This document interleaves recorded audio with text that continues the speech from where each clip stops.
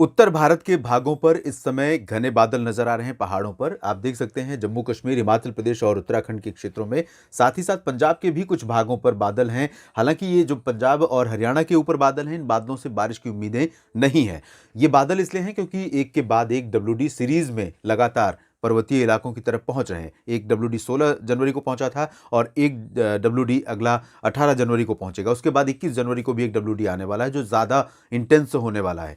हालांकि इस जो कल पहुंचेगा उसके प्रभाव से और जो पहले से था उसके प्रभाव से आप देखिए ये बादल लगातार उत्तरी पश्चिमी हिमालयी रीजन पर गिलगित बाल्टिस्तान, मुजफ्फराबाद से लेकर पंजाब तक, उत्तराखंड तक बने हुए हैं और आगे पूरब की तरफ मूव कर रहे हैं। इसके अलावा अगर आप देखें पूर्वी राजस्थान के ऊपर लगभग कह सकते हैं कि 70% एरिया पर, और उत्तरी से लेकर मध्य भागों तक मध्य प्रदेश में, उत्तर प्रदेश, बिहार, झारखंड, छत्तीसगढ़ के तमाम इलाकों में, ओडिशा में, इन सभी भागों पर हवाओं के लोअर लेवल में काफ़ी ज़्यादा मॉइस्चर बना हुआ है और ये मॉइस्चर कहीं न कहीं एक बैरियर है धूप के रास्ते में। धूप यहाँ पर नहीं पहुँच पा रही है और धूप नहीं पहुँचने के कारण दिन का जो तापमान है वो बढ़ नहीं पा रहा है और दिन का तापमान तभी बढ़ता है जब धूप का प्रभाव आने लगता है। तो यहाँ पर हवाएं चल रही हैं ठंडी-ठंडी और इन हवाओं के प्रभाव से लगातार जो हवाओं के साथ-साथ, हवाओं में तो ठंडी है ही है, ठंडक है ही है, क्योंकि वो हवाएं उत्तर भारत के पहाड़ों की तरफ से आ रही हैं, बर्फीली हैं। तो इसके साथ-साथ धूप का असर न होना भी यहाँ पर कोल्ड वेव कंडीशन और कोल्ड डे कंडीशन की वजह बन रहा है। उत्तर भारत के अलावा दक्षिण भारत के क्षेत्रों में आप देखिए कुछ इलाकों में बादल नज़र आ रहे हैं क्योंकि एक सिस्टम केरल के ऊपर इस समय सर्कुलेशन के रूप में बना हुआ है जो कि बंगाल की खाड़ी की तरफ से आगे बढ़ते हुए गया है और केरल तथा लक्षद्वीप के कुछ इलाकों के आसपास यहाँ पर नजर आ रहा है। पूर्वोत्तर भारत में कोई ऐसा स्ट्रांग वेदर सिस्टम नहीं है। डब्ल्यूडी के प्रभाव से आने वाले मॉइस्चर के चलते ही उत्तराखंड, अरुणाचल प्रदेश के भागों में कुछ स्थानों पर जरूर बादल नजर आ रहे हैं और बारिश की संभावना भी इन्हीं भागों में है। तो आइए जानते हैं कि अगले 24 घंटों के दौरान यानी 18 जनवरी को आपके शहर में बारिश होगी या कोल्ड डे और कोल्ड वेव की कंडीशन रहेगी या कोहरा रहेगा। शुरुआत हम करेंगे उत्तर भारत के पहाड़ों की तरफ से, जहां पर डब्ल्यूडी के चलते गिलगित बाल्टिस्तान, मुजफ्फराबाद और लद्दाख के तमाम रीजन्स के साथ साथ जम्मू कश्मीर में श्रीनगर, गुलमर्ग, कुलगाम, काजीगुंड, पहलगाम से लेकर कटरा और उधमपुर, रायसी तक कुछ इलाकों में वर्षा की गतिविधियां देखने को मिल सकती हैं। हालांकि इंटेंसिटी जो होगी जम्मू कश्मीर में वो बहुत ही लाइट होगी, चाहे वो स्नोफॉल की बात कर लें या बारिश की बात कर लें। हिमाचल प्रदेश और उत्तराखंड में सेम कंडीशन रहेगी, बादल यहां पर भी रहेंगे और शिमला हो या चंबा और धर्मशाला, ऊना या लाहौल स्पीति और कुल्लू मनाली, इन सभी भागों में थोड़ी बहुत बारिश की संभावना बन सकती है। थोड़े बहुत स्नोफॉल की संभावना भी यहाँ पर रहेगी। उत्तराखंड की अगर हम बात करेंगे तो यहाँ पर ज़्यादा प्रोबेबिलिटी नहीं रहेगी क्योंकि जो सिस्टम है वो ज़्यादा असर दिखाएंगे जम्मू कश्मीर और हिमाचल प्रदेश के ऊपर।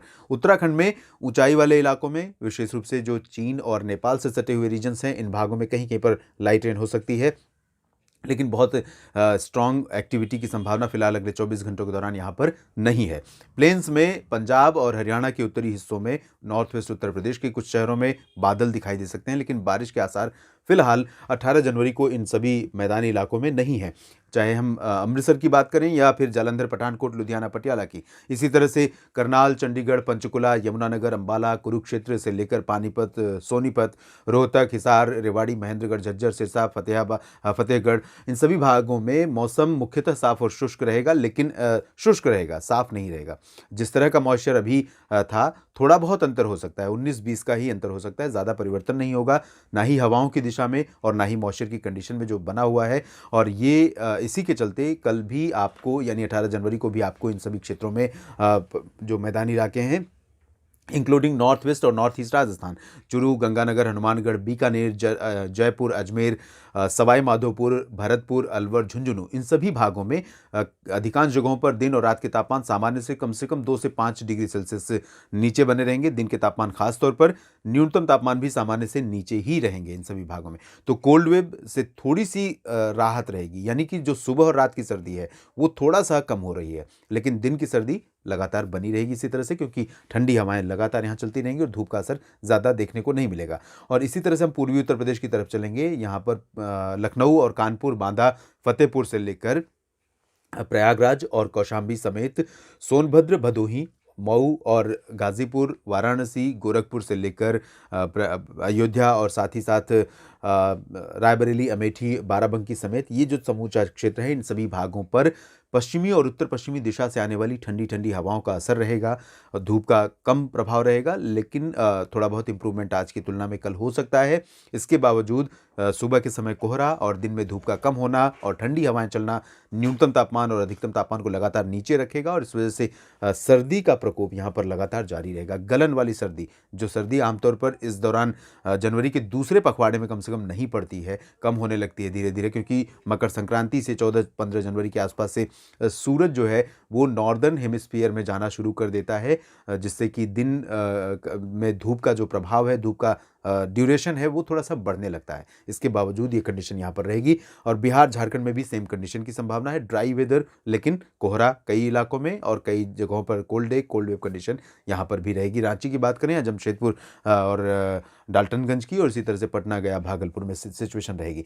अगर हम बात करें पश्चिम बंगाल के उप हिमालयी भागों और साथ ही साथ सिक्किम और आसपास के भागों की, तो इन सभी क्षेत्रों में भी कई जगहों पर जो सिचुएशन है हवाओं की वजह से, उसके कारण गंगेय पश्चिम बंगाल के तमाम इलाकों पर न्यूनतम तापमान और दिन का तापमान भी यहाँ पर नीचे रहेगा सामान्य से। हालांकि यहाँ पर कोल्ड वेव कंडीशन बहुत इंटेंस नहीं होगी, चाहे वो कोल्ड वेव हो या कोल्ड डे। और उप हिमालय पश्चिम बंगाल, सिक्किम में कहीं कहीं पर बूंदाबांदी या हल्की वर्षा हो सकती है, जिसमें दार्जिलिंग, सिलीगुड़ी, जलपाईगुड़ी और गैंगटोक के क्षेत्र शामिल हैं। अरुणाचल प्रदेश में भी सेम कंडीशन रहेगी, बादल रहेंगे, तो थोड़ा बहुत उम्मीद कर सकते हैं आप बारिश की या स्नोफॉल की। असम, मेघालय, अरुणाचल, नागालैंड, मणिपुर, मिजोरम और त्रिपुरा, यानी अरुणाचल को छोड़कर बाकी जो 6 राज्य हैं पूर्वोत्तर भारत के, इन सभी भागों में मेनली क्लियर और ड्राई वेदर रहेगा। मध्य भारत के क्षेत्रों पर हवाओं का रुख बदल गया है और हवाएं अब उत्तरी दिशा से चल रही हैं, और इन हवाओं के कारण जो ओडिशा से लेकर छत्तीसगढ़, मध्य प्रदेश में तो ज़्यादातर जगहों पर बहुत ज़्यादा सर्दी पड़ रही है। पश्चिमी भागों में अगले 24 घंटों के दौरान पश्चिमी मध्य प्रदेश के शहरों में ग्वालियर से लेकर इंदौर, खरगोन तक अधिकांश शहरों में मध्यम से घना कोहरा छाया रहेगा, जिसकी वजह से सुबह भी काफ़ी ज़्यादा सर्दी रहेगी, दिन में भी मौसम ठंडा रहेगा, क्योंकि ठंडी हवाएं यहाँ पर उत्तरी दिशा से लगातार आ रही हैं, और इन हवाओं के प्रभाव से ही जो न्यूनतम तापमान या अधिकतम तापमान ऊपर नहीं जा पा रहा है। एक तरफ ठंडी हवाएं हैं, दूसरी तरफ धूप को रोकने के लिए मॉइस्चर का इंतजाम पूरा पहले से ही मौसमी सिस्टम ने कर रखा है, तो इस वजह से यहाँ पर भी दिन और रात लगातार सर्द बनी रहेगी। और वही हाल छत्तीसगढ़ और ओडिशा के अधिकांश इलाकों में रहेगा। महाराष्ट्र के विदर्भ, मराठवाड़ा, मध्य महाराष्ट्र और कोंकण गोवा के क्षेत्रों में कुछ जगहों पर थोड़ा बहुत गिरावट तापमान में यहाँ पर भी हो सकती है, क्योंकि हवाएं धीरे धीरे अब आगे भी पहुँच रही हैं सेंट्रल इंडिया के बाकी हिस्सों में भी, तो महाराष्ट्र पर भी असर पड़ेगा। मुंबई में अब तक एबव एवरेज चल रहे थे मिनिमम टेम्परेचर, और पुणे, नासिक तथा आसपास के इलाकों में, इन भागों में तापमान में गिरावट होने की संभावना है।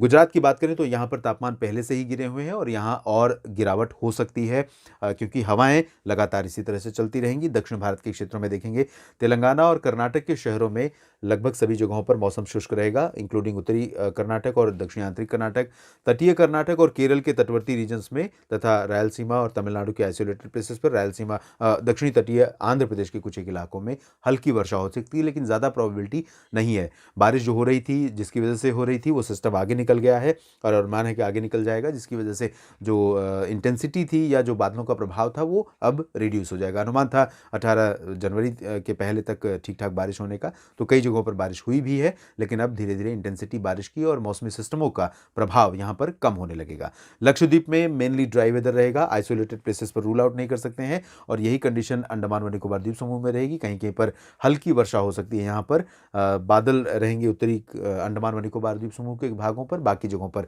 ड्राई वेदर रहेगा। देश भर के मौसम पूर्वानुमान के इस बुलेटिन में अभी इतना ही। आप बने रहिएगा लगातार मौसम तक चैनल के साथ, मौसम से जुड़ी जानकारियां आपको लगातार मैं देता रहूंगा। धन्यवाद।